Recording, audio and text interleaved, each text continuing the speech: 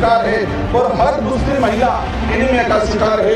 अभी मात्र 18% आदिवासी गर्भवती महिलाओं को ही संस्थागत प्रसव का लाभ मिल पा रहा है। सर, राजस्थान के अंदर झाड़ू कोटा के अंदर जहाँ से मंत्री जी आते हैं वहाँ पर 14 वर्ष से अधिक बच्चे 14 वर्ष से अधिक बच्चों को स्कूल और पेन पेंसिल किताब चाहे वो नहीं पता है। 8% मात्र 8% आदिवासी युवा उच्च शिक्षा की पढ़ाई पूर्ण कर पा रहा है। इसके अंदर देखा गया है वर्तमान में कि 85% आदिवासी परिवार की पहली पीढ़ी पढ़ रही है और 20% आदिवासी ऐसा है जिनकी पहली पीढ़ी भी आज पढ़ाई नहीं कर पा रहे। बताया गया कि मजदूरी 200 रुपए मिलते उसको 600 रुपए तक किया जाए और 100 दिन का जो रोजगार है वो 200 दिन तक किया जाए। जल जीवन मिशन की बात हो रही थी, लेकिन ट्राइबल इलाके के अंदर 27% टारगेट अभी तक पूरा हुआ है, वो भी सैंक्शन धरातल पर पानी नहीं पहुंचा है। मैं भारत आदिवासी पार्टी की तरफ से देश के आदिवासी, दलित, ओबीसी, मुस्लिम, अल्पसंख्यक, गरीब, मजदूर एवं देश में रहने वाला प्रत्येक गरीब वर्ग का व्यक्ति जो मानवता और भारत देश के संविधान में विश्वास करता है उनकी तरफ से बोलने के लिए खड़ा हुआ हूँ। आज देश का पढ़ा लिखा डिग्रीधारी शिक्षित बेरोजगार युवा 200-300 रुपए में दिहाड़ी मजदूरी करने के लिए मजबूर हो रहा है और जो दूसरी तरफ जो देश में जा रहे हैं जो रोजगार के लिए वो दोबारा पैरों में हाथों में बेड़ियां लेकर वापस छोड़ रहे हैं। ये हमारा देश की स्थिति है पढ़े लिखे विशेषकर बेरोजगारों की। आदिवासी समुदाय ने जितना प्राकृतिक आपदा का कहर नहीं झेला है उससे ज्यादा हजारों सालों से शोषण, अत्याचार, विस्थापन जैसे मानव निर्मित आपदाओं के कहर से जूझा है और उसका अगर आदिवासी समुदाय को आधुनिकता की लाइन में लाकर खड़ा करना है तो विशेषकर एक आर्थिक पैकेज देने की आवश्यकता है और साथ ही संविधान के अंदर जो प्रावधान है 5वीं अनुसूची और 6वीं अनुसूची का और विशेषकर पैसा तक उसको धरातल पे लागू करने की सख्त जरूरत है। सभापति महोदय, देश के अंदर देखा गया है विस्थापन की जो समस्या भारत देश में विकास के नाम से सबसे ज्यादा कोई विस्थापित हुआ है तो आदिवासी समुदाय का विस्थापित हुआ है। एक survey report Indian social institute की रिपोर्ट के अनुसार बताया गया है कि वर्ष 2010 से 2025 तक 15 सालों में 15 लाख आदिवासियों को विकास के नाम से विस्थापित किया गया है।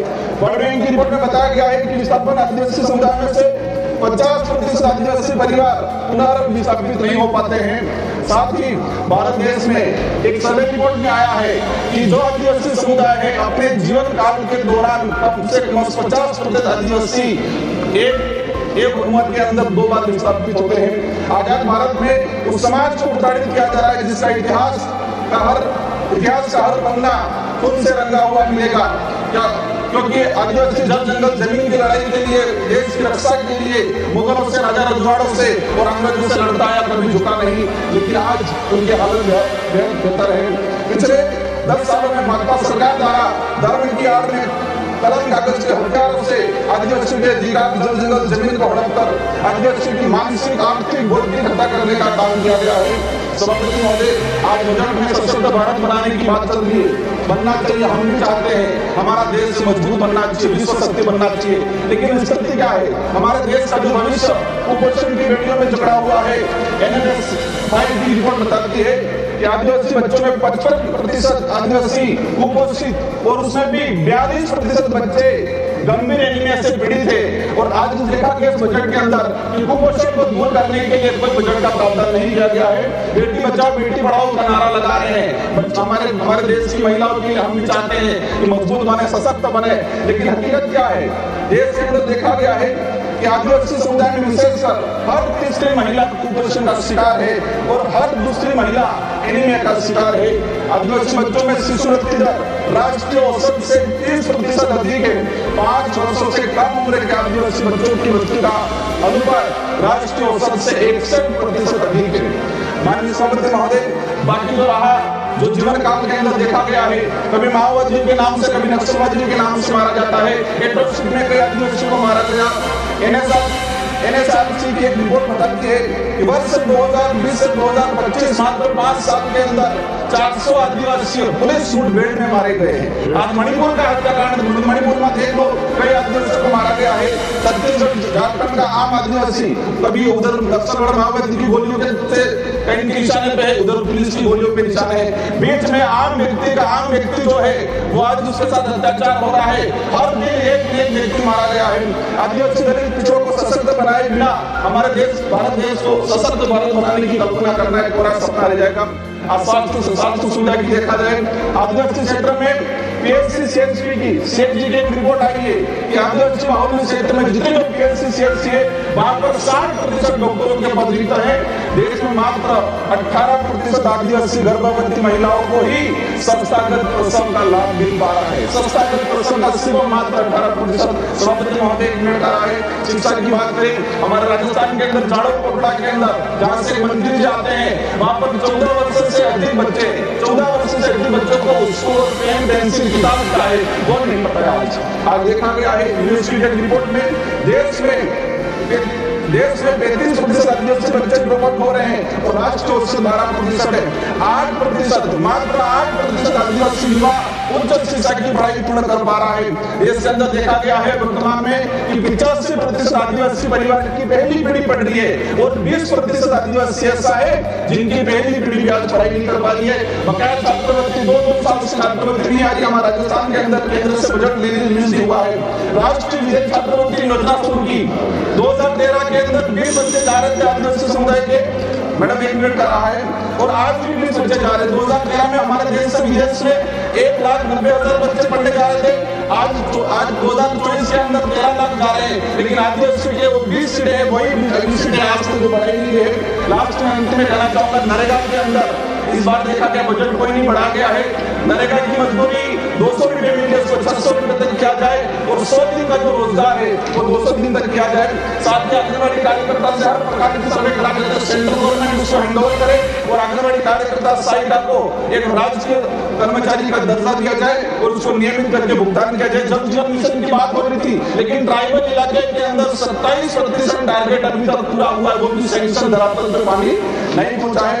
अंत में कहना चाहूंगा एकदम मॉडल की बात चल रही थी। हम चाहेंगे अभी घोषणा के स्वागत करते हैं इस बात का, लेकिन उसको धरातल पे इम्प्लीमेंट बहुत जल्दी होना चाहिए। किसानों की बात है, देखा गया किसानों पे गोलियां बरसाई जा रही। किसान क्या डिमांड कर रहा है? एमएसपी की डिमांड कर रहा है। किसान चाहता है जो खेत में जिस मेहनत से उसने कमाया है। सभा की कार्यवाही मंगलवार दिनांक 11 फरवरी 2025 को प्रातः 11 बजे तक के लिए स्थगित की जाती है। शिवा जोहार जय भीम सभी साथियों यहाँ पर सद राजकुमार रोड जी ने बहुत ही बढ़िया बात रखा और जो कि आदिवासी पर घट रही सच्ची वास्तविक घटना पर 2010 से लेकर 2025 तक 15 लाख से ज़्यादा आदिवासी को विस्थापित कर दिया गया है और उनका पुनर्स्थापन नहीं हो पाया है और दर दर की ठोकरें खा रहे हैं और जो कुपोषण के शिकार हो रहे हैं आदिवासी बच्चे उनका ठीक से इलाज व्यवस्था भी नहीं हो पा रहा है सरकारी अस्पतालों में। उनसे जो है अक्सर करके डॉक्टर नर्स वगैरह पैसे की डिमांड करते हैं, किंतु उन्हें सरकारी पेमेंट मिलता है उससे भी उनका मन जो है नहीं भरता और वह आम जनता से अक्सर करके गरीब आम जनता और आदिवासियों से ख़ास तौर पर वह पैसे की डिमांड करते हैं। कोई भी हो, अगर उन्हें बॉटल लगाना हो या फिर कोई भी इलाज करना हो और गोली दवाओं के बारे में बताना हो या कोई भी हेल्प करना हो तो वह पैसे की अक्सर करके डिमांड करते हैं। और जो मणिपुर कांड है सब देशवासी को पता चल चुका मणिपुर कांड और विदेशों में तक यह घटना जो है विदेशों में तक पहुंच चुकी इसकी जानकारी, किंतु भारत में भारतीय जनता पार्टी और कांग्रेस इस पर शांत बैठी है। वहीं सांसद राजकुमार रोत लगातार निरंतर आवाज़ उठाते जा रहा है।